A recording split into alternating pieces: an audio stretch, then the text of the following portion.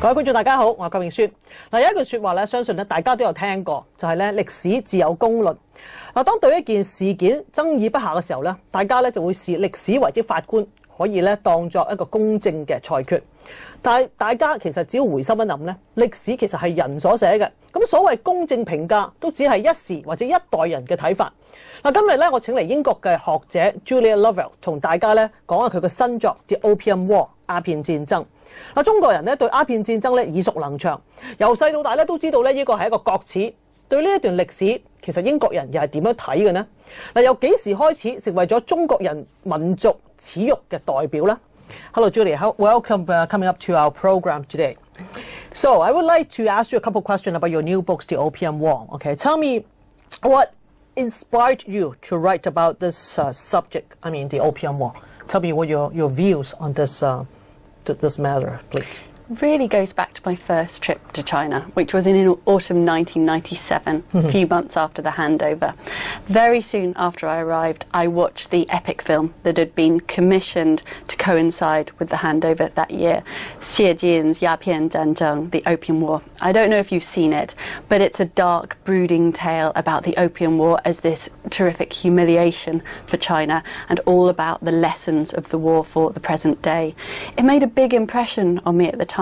I'd always wanted to go back to this war and look more deeply into it.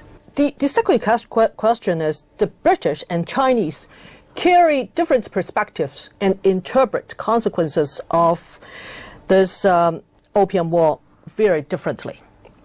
Tell me, being British, was it difficult to be objective in writing on this subject? The Opium War is a terrifically difficult war to be objective about, because the accounts of the war on both sides, both British and Chinese, have long been fraught with political controversy. If you look at a lot of the British sources on the war, you'll find that they're full of racial prejudice and self-justification. Right.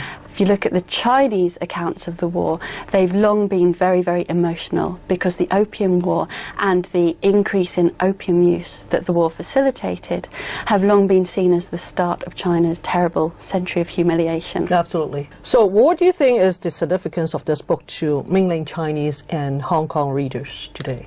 I hope that it will help fuel debate about China's modern history. And this is a topic that is still very politically sensitive, because it touches on the political legitimacy of China's current rulers.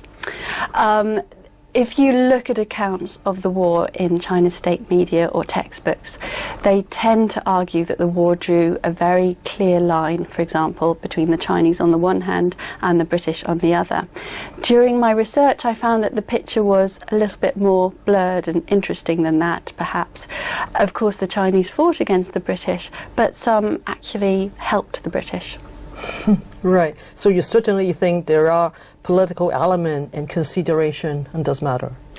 Yes, I think so. The Opium War, as I say, it's seen as the start of China's century of humiliation by the West. Right. The Opium War, or the view of the Opium War, which is put out in China's textbooks and museums today, is really, it's the founding myth, it's the backbone of modern Chinese nationalism. It's the start of China's struggle to stand up as a strong modern nation. Well, in your book, I found that you have particularly highlight several instances where the Chinese, where the Western cultures or the Western media seems almost determined to misunderstand the action of modern China.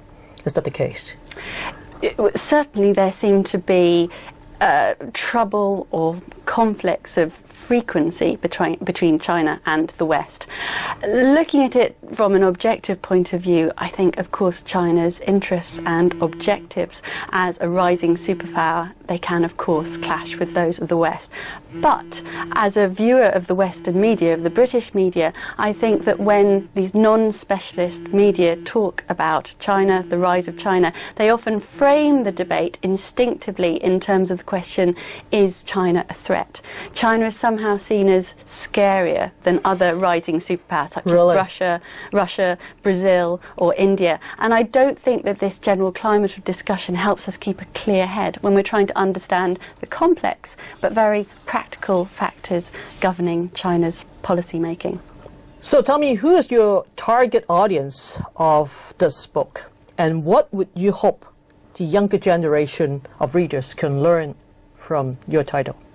Well, I hope that it will remind, or it will help British readers to reflect on our shameful past in China, the things that we did in the 19th century that no one would be proud of. With regard to the younger generation, I hope that it will remind them that history it's not just dry and dusty, it can have a relevance for the present day, in the way that the Opium War in China today still stands for this rather uneasy idea of a Western conspiracy against China. So I suppose the basic message of the book is don't fall asleep in your history lessons. 胡適咧曾經講過，歷史只不過係一個任人化妝嘅小姑娘。鴉片戰爭其實又何嘗唔係呢？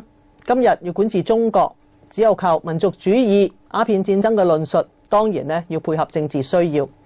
歷史自有公論，其實可能只係一句廢話。今個禮拜嘅時間差唔多，祝大家有一個愉快週末，下個禮拜見，拜拜。